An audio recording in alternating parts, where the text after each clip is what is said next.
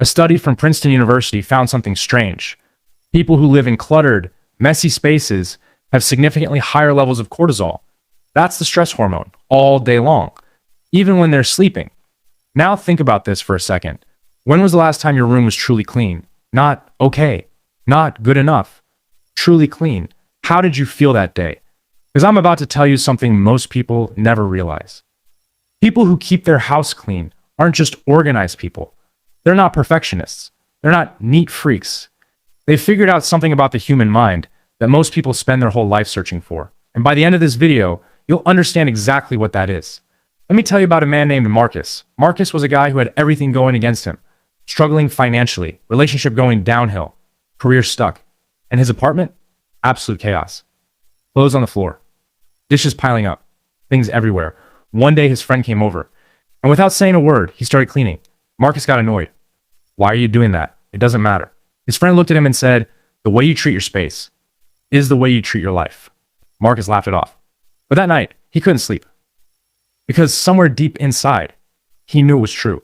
Most people think a clean house is about habits, but that's just the surface. Because if it was only about habits, everyone could just decide to be clean. But they don't. You felt this yourself. There are days when your room is messy and you feel heavy, distracted, stuck. And then there are days when everything is clean and suddenly you feel sharper, more in control. Like you can actually do something with your day. That's not a coincidence. Your environment is a mirror of your internal state. But here's what changes everything. Most people wait to feel motivated before they clean. But people who stay consistent, they clean first, and the feeling follows. Life is unpredictable.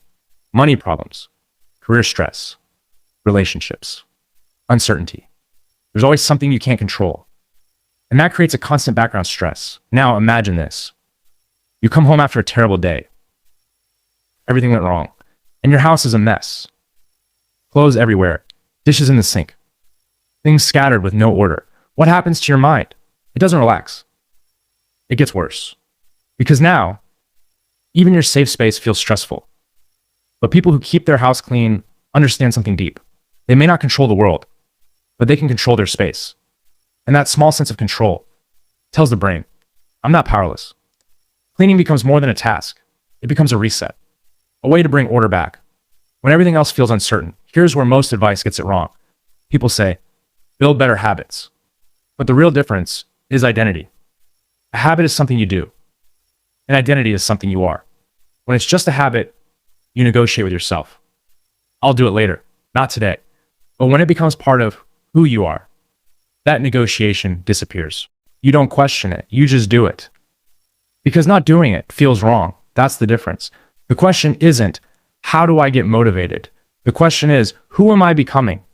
Cleaning looks like a small thing, but it's actually training your discipline, making your bed, washing dishes immediately, putting things back in place. These are small actions, but each one sends a message to your brain. I follow through. Over time, your brain starts to believe it, and that belief spreads into your work, your habits, your decisions. Because discipline doesn't appear in big moments. It's built quietly in small ones. But here's something most people don't realize. Not all clean people are the same. Some clean because they're calm, and some clean because they're going through something. For many people, cleaning is a coping mechanism. When their mind feels overwhelmed, they clean their space to feel a sense of control again. It brings clarity. It brings relief. So the next time you see someone constantly organizing, don't judge. Because maybe they're not just cleaning their house. They're trying to steady their mind. Now look around your space. Right now, what does it say about you? Is it calm or chaotic? Because your environment is always affecting you. A messy space increases stress, reduces focus. A clean space does the opposite. It creates clarity. And clarity leads to better decisions. Here's the truth. Most people don't struggle with cleaning. They struggle with consistency. They wait to feel like doing it.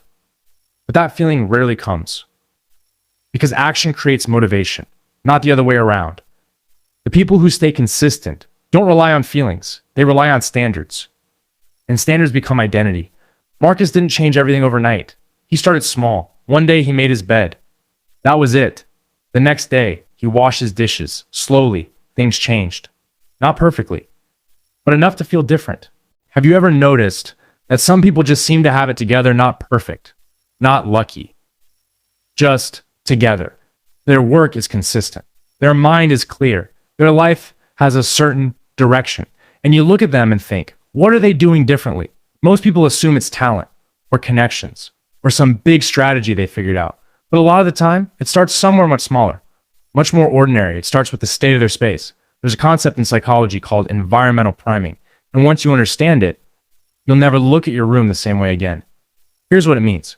Your brain, right now as you watch this, is constantly scanning your environment, not consciously. You're not thinking about it. But your brain is, automatically, continuously, silently. And whatever it sees, it uses as a cue, a signal for how to feel, for how to behave, for what kind of person you are. This is not a theory. This is neuroscience.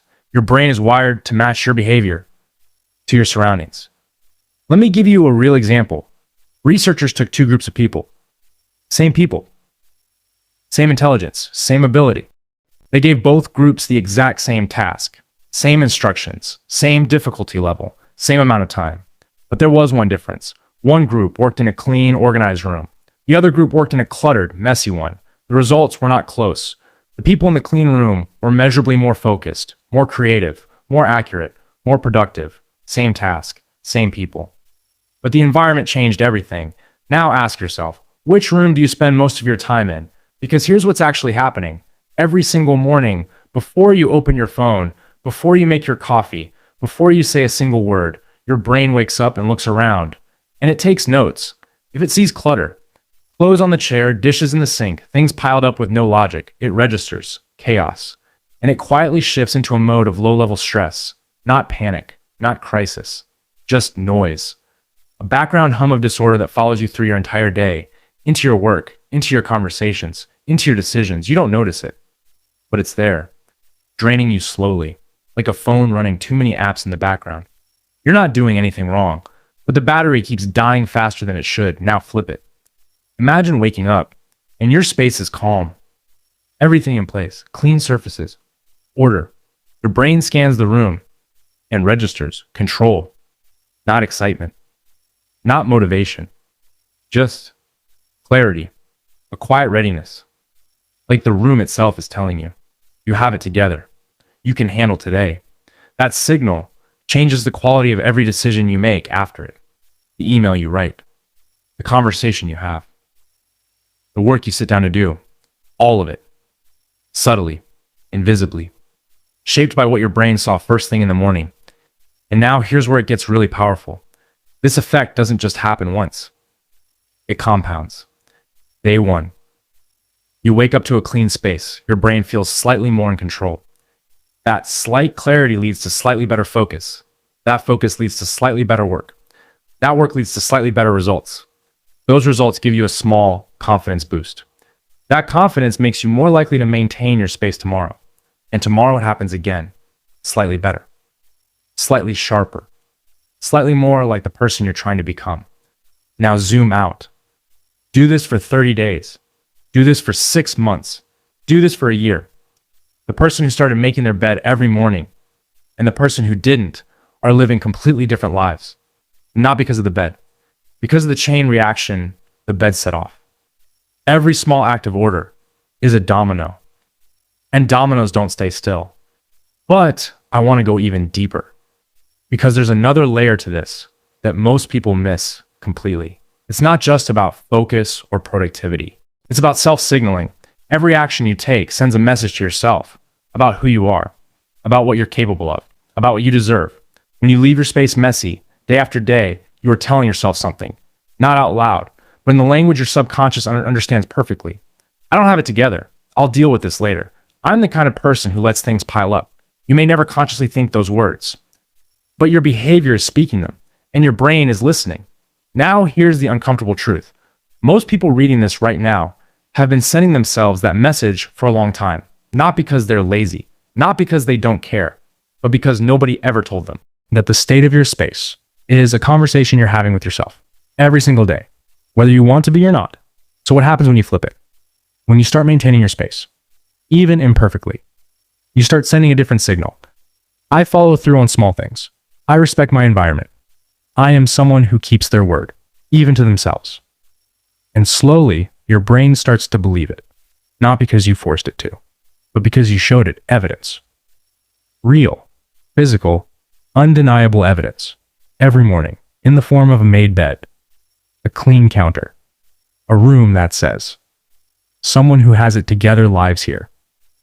Marcus. The man I told you about, he said something to me that I haven't forgotten. He said, I thought cleaning my apartment was the last thing that would change my life. I thought I needed a better job, a better plan, a better situation. But what I actually needed was to stop lying to myself every morning. And my messy room was the biggest lie I was telling. Think about that. A messy room is a lie that said, this is fine. You're fine. Nothing needs to change. When everything needed to change. And here's what I want you to take from this. You don't need to transform overnight. You don't need to deep clean your entire house this weekend. You just need to do one thing. One small thing. That sends a different message. That starts a different chain reaction. Because the compound effect of order doesn't require perfection. It only requires a beginning. And beginnings are always small. Always ordinary. Always. Just one thing. So here's the real question. Not why should I clean? Not how do I stay motivated? But this. What am I telling myself every single morning by the state of the space I wake up in? Because your environment isn't just where you live. It is a message sent to you by you every morning before a single word is spoken, before a single decision is made. Your space has already set the tone. The only question left is that the tone you want?